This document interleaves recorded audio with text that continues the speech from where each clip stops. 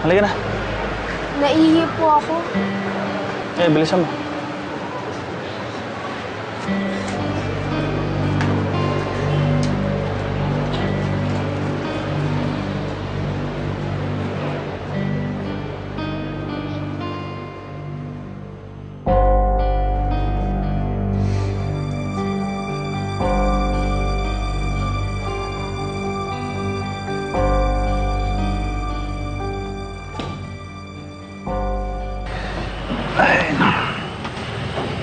Ikaw naman, huwag ka naman magselos doon. Ha? Di ba tayo gusto mo? Oo, ikaw naman ang una eh. Tsaka tulungan mo akong alagaan. Sige. Wala nang pamilya yun. Kumbaga, tuloy mo siya parang kapatid mo. Ha?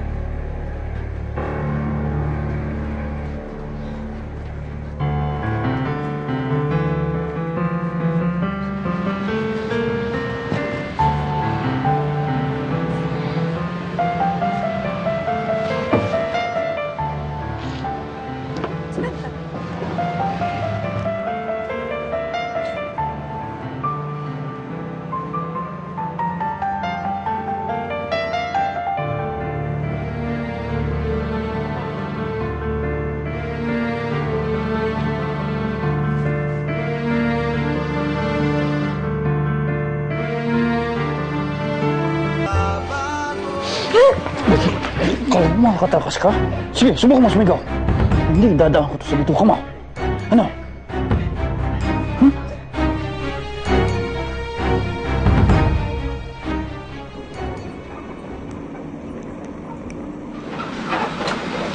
Parang awa niyo na po.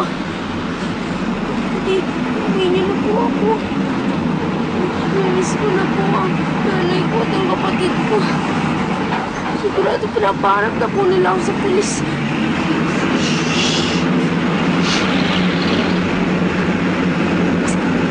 Ako ba tinatakot mo? Hindi mo na makikita ang pamilya. Naintindihan mo? Ako na.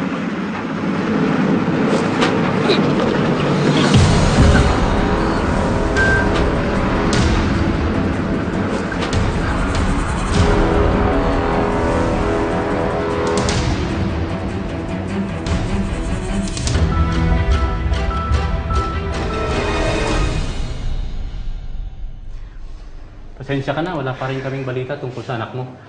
Tumawag na rin kami sa mga ibang istasyon ng probinsya, pati na rin sa Manila. Wala pa rin nagsusumbong sa kanila.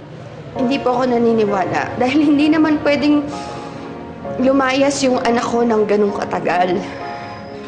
Alam niya po na mag-aalala ako at hahanapin ko siya sa kahit saang sulok ng Pilipinas. Mawalang galang na po, ma'am.